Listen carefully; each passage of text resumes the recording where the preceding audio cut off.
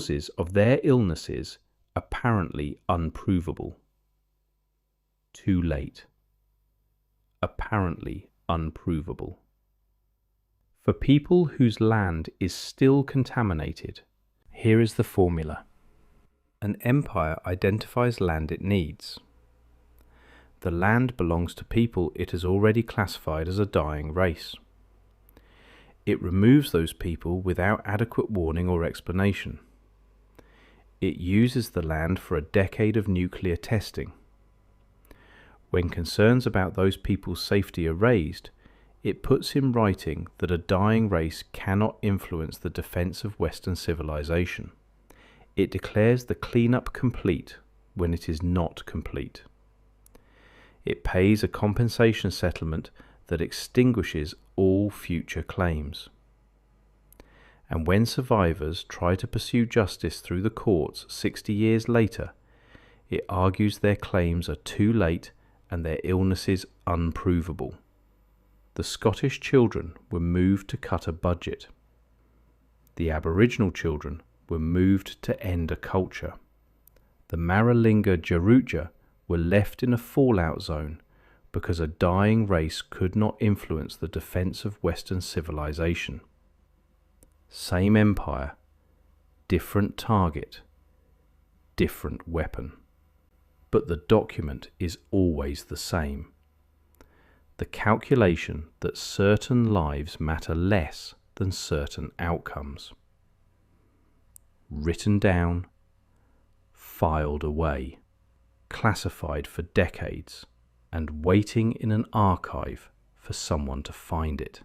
Somewhere in the South Australian desert in October 1953, a group of Aboriginal people watched the sky turn black. They called it Puyu, the black mist. They did not know that a British government official had already written that their lives could not influence the defense of Western civilization.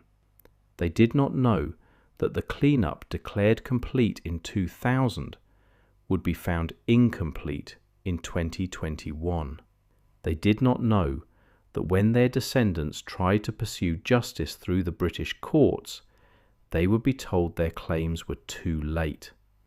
They only knew the sky had turned black, and that their eyes were burning, and that nobody had warned them. Every source cited in this video is publicly available.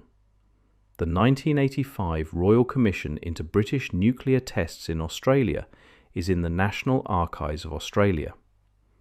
The British government document describing Aboriginal people as a dying race is referenced in the Royal Commission report.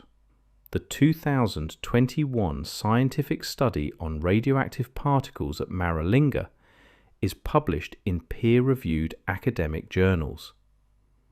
The UK Supreme Court ruling blocking compensation claims is in the public legal record.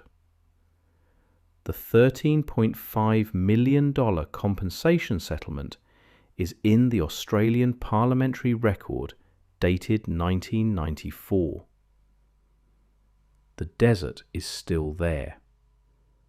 The particles are still there.